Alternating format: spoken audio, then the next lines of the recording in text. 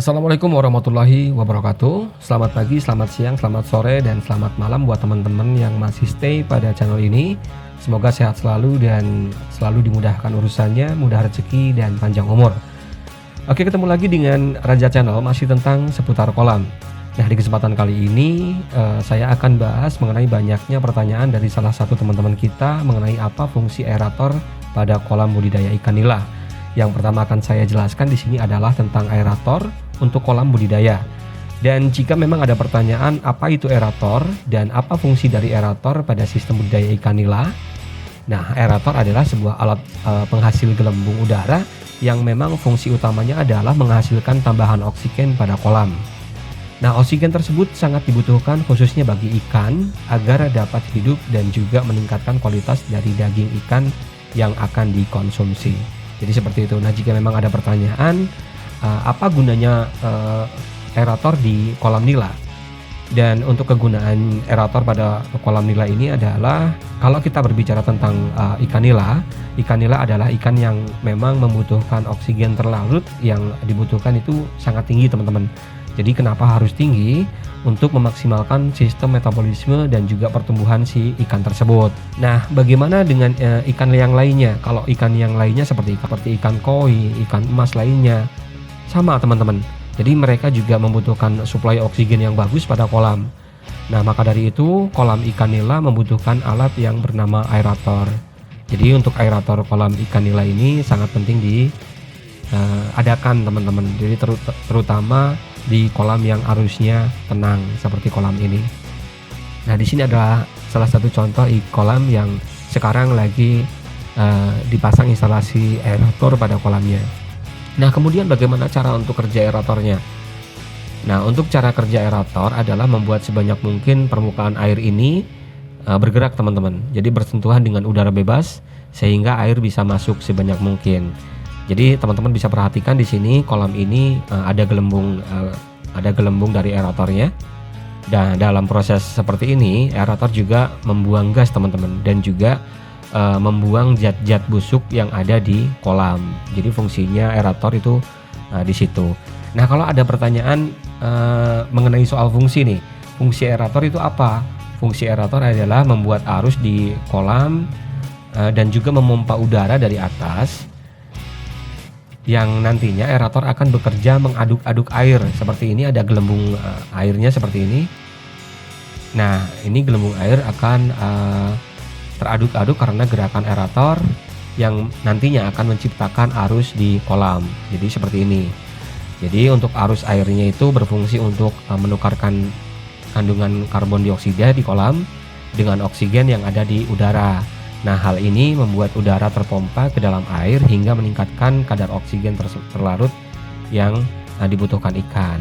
Jadi nanti ikannya bisa sehat karena ada oksigen terpenuhi di dalam kolam, teman-teman. Dan tanda-tanda aerator berfungsi itu seperti apa? Untuk maksimalnya adalah munculnya gelembung-gelembung seperti ini di dasar kolam. Nah, teman-teman bisa perhatikan di sini.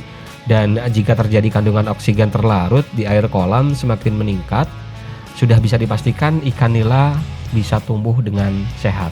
Seperti itu.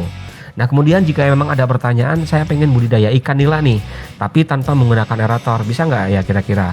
Saya pastikan bisa. Teman-teman, walaupun aerator sangat dibutuhkan untuk budidaya ikan nila, teman-teman juga bisa loh budidaya ikan nila tanpa menggunakan aerator. Caranya gimana? Caranya, untuk budidaya ikan nila tanpa aerator, sebaiknya teman-teman menempatkan kolam di area yang terdapat sinar matahari langsung. Jadi untuk kolamnya di outdoor, jadi bisa langsung tersinari matahari langsung. Sinar matahari itu juga bisa membantu proses fotosintesis di kolam sehingga oksigen akan muncul dengan sendirinya. Nah, memang ada banyak pertanyaan, Bang, kalau misalnya ini kolam saya di outdoor nih, langsung ke sorot pakai sinar matahari, itu kan airnya mudah keruh nih, kemudian mudah hijau, ada lumut-lumut muncul. Nah, untuk jenis kolam sendiri, idealnya teman-teman menggunakan kolam tanah untuk memperlancar proses fotosintesis di kolam. Jadi, kenapa harus menggunakan kolam tanah? Karena memang kolam tanah itu memang sangat dibutuhkan karena memang sumber pakan di situ juga banyak, dari lumpur dan juga dari pepohonan atau dari lumut-lumut yang tumbuh itu kan bisa dimakan oleh ikan. Selain itu juga ikan nila juga membutuhkan perawatan ekstra. Jadi untuk bisa tumbuh baik di kolam tanpa aerator. Jadi kenapa jika ada pertanyaan kalau di kolam outdoor itu kolamnya cepat menghijau, karena memang kita membutuhkan perawatan ekstra di kolam seperti ini. Nah, dari segi pemberian pakan juga teman-teman dianjurkan untuk memberi pakan kurang lebih sebanyak 3% dari berat tubuh ikan nilainya. Jadi jangan sampai terlalu berlebihan untuk memberikan pakan. Jadi pastikan untuk pemberian pakan 2-3 kali sehari pada pagi, siang, dan sore hari. Kemudian pakan yang diberikan juga tidak boleh sembarangan teman-teman. Pakan harus mengandung 25-30% protein. Teman-teman juga dianjurkan untuk memberi pakan tambahan sebanyak 15% dari total pakan yang diberikan. Setelah mekanisme pemberian pakan, hal lain harus teman-teman perhatikan adalah kualitas air di kolam.